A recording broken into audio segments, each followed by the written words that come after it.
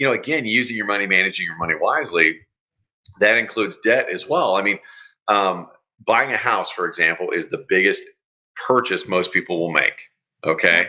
And you're not going to go and drop $200,000, $300,000 on a house. Just, oh yeah, I got that money saved up. Now a down payment. Yeah. And ideally you want to go and do, a 20% down payment, right? Mm-hmm. Not everybody can do that, which is why, you've got FHA loans, 3%. You've got VA loans, which is 0% down if you served in the military. So, looking at that, why am I okay with that debt as opposed to $100,000, $200,000 student loan? Mm-hmm. Well, that good debt, right? Buying the asset, what's going to happen? Well, the house is going to appreciate, take care of it, things like that. And, even using steady Eddie appreciation of 3%, 4%, 5%, not the craziness you've seen over the last few years or California traditional, that asset is going to continue to do what? Create more money for you that holds that debt. When I was buying rental properties and things like that, I was buying single family properties. I had over $2 million in debt. That was like, whoa, I owe $2 million. But it wasn't like I owed $2 million on a boat that I bought, right? Or something like that. It was appreciating assets and I was managing it and things like that. We had rents offsetting the cost. We had built in, deferred maintenance and everything else. So it was being run like a business. So you can do that in your personal. So that debt is great debt. Yeah. Using those credit cards to build, to do the rehab and things like that, great debt. Mm-hmm. But when you change that and most people are out there living a lifestyle they can't afford, robbing Peter to pay Paul, that's where you start getting into trouble. Yeah. Right. And, it comes down to balance too. Like, I think balance and discipline. It's wild how many people we walk through and do, plans for that, like you said, have the big consumer debt, but aren't saving. Right. Yeah. Or, and where you see people with the most long-term and the most wealth, I think, wealth comes in assets, not in money, really. Yeah. And so those people that are able to buy companies and buy properties and invest in real estate and invest in their future, I mean, that's where the true wealth comes in. And if you leverage debt to make that happen, I think that's wise. So, well, and I agree. I mean, Robert Kiyosaki, I saw a thing on TikTok on him. It was an interview. And he was talking about it, and I agree 100%. I mean, poor people are, and I'm not saying poor like you're below the poverty level. I'm talking a poor mindset. Okay. When I say poor, that's what I mean. So you can be making great money. You can be making six figures and still be poor.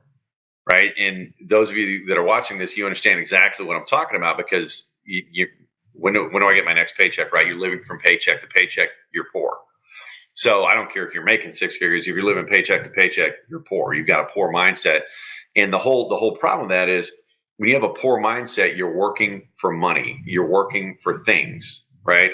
Oh man, I want to get a nice car, a new car. My car's already got 30,000 miles on it. It's 2 years old. I need a new car or whatever.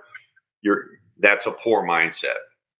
A wealthy mindset is, I'm building assets. Okay. I'm building net worth. And if you don't understand what net worth is, that's the key. You need to understand what it is and then become disciplined in your money and your debt, and look at debt is no different than a tool out in my shed. If I need to dig a hole, I can do it with my hands, or I could leverage the shovel that I have out there to dig the hole faster, better, and better use of my time. That's the same thing you use debt for. I can use debt or leverage debt to build assets faster and more efficiently by leveraging other people. And it's the same thing you do when you buy a home and finance it. Now, that asset to be considered, in my opinion, a real asset has to either be appreciating, meaning getting more valuable every year, or making you money. Okay. So like a business, or, you can buy an asset like a truck or something like that. If it's making you money, you're renting it out or using it for Uber or income, stuff like that. That might be considered an asset. Just to go out and buy a car that you're going to use for your personal use to get you to work or whatever, that is not an asset. Why? Because the minute you drive that car off the lot, it's worth about 10 to 20% less than it was when you put the key in the ignition 5 minutes ago. Yeah. Okay, so that's a depreciating asset. A lot of people get upside down on these things. So it's really kind of critical that you understand what debt is, but not only that, you've got to understand what a real asset is and what your net worth is. Those are kind of the three components. So yeah. And I think the last thing, just for people that understand your own debt, like what do you have right now going on? And no, I mean, I have a little bit of debt left. I've paid off all my credit cards. I have a couple loans left.